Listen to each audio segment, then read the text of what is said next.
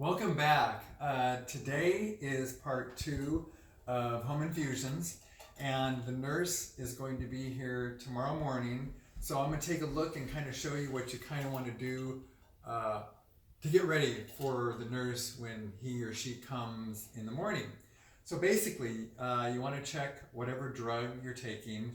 My IVIG requires me to drink a lot, and we'll talk about that in part 3 tomorrow when I actually get the infusion.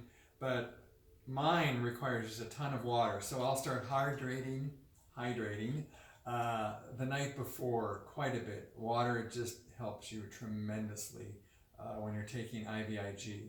So this is kind of where the nurse will be, and I'll kind of explain to you what you'll kind of want to get set up for him or her that comes here. You got your pole, which will hold the medication, and I'll show you that tomorrow, how he hangs the medication. My nurse is actually a guy, so I'll probably just call him him.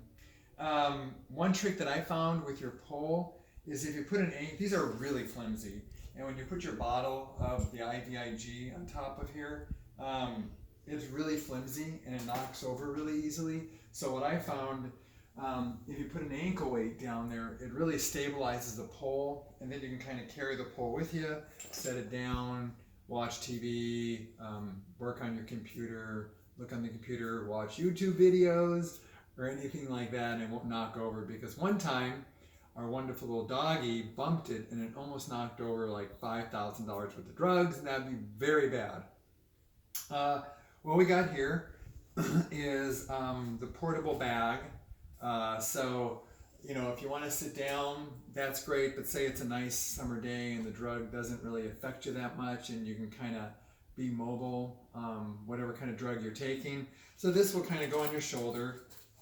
You can kind of put on your shoulder, and then it's, you know, the cord will go from here, and we'll show you tomorrow how it gets infused to your vein. Then you can kind of walk around, go outside, take a walk. I found that this kind of gets cumbersome if you're doing really long infusions.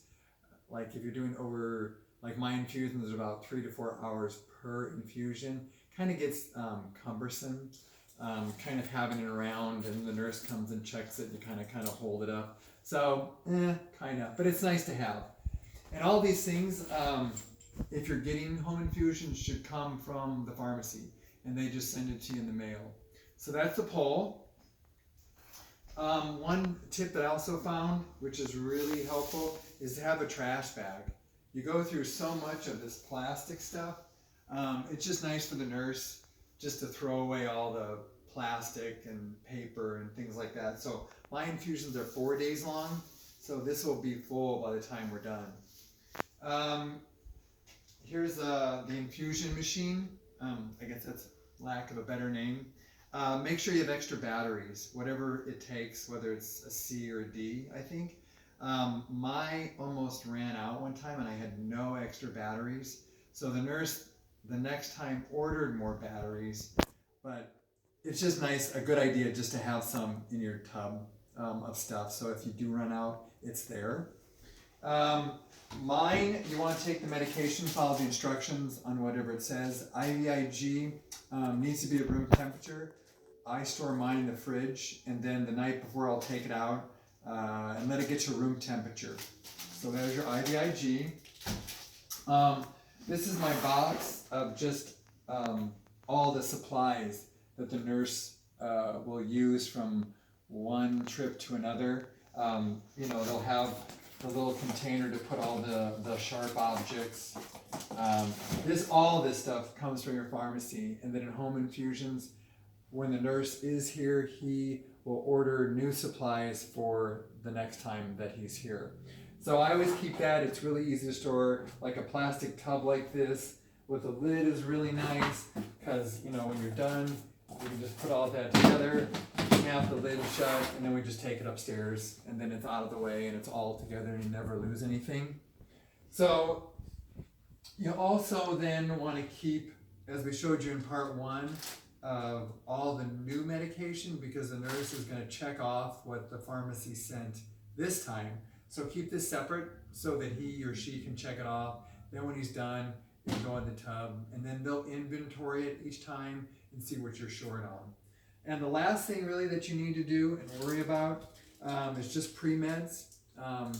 Mine require me to take, and usually all of them, like a Benadryl, like an aspirin or a Tylenol. You want to make sure that you go through that, pull these out, and get ready to go. So the nurse will always have a time that he's going to be here, like Andy's going to be here tomorrow at 9. So this requires me to take it a half an hour before. So you just want to get this out in the morning. It's not a big hustle and bustle.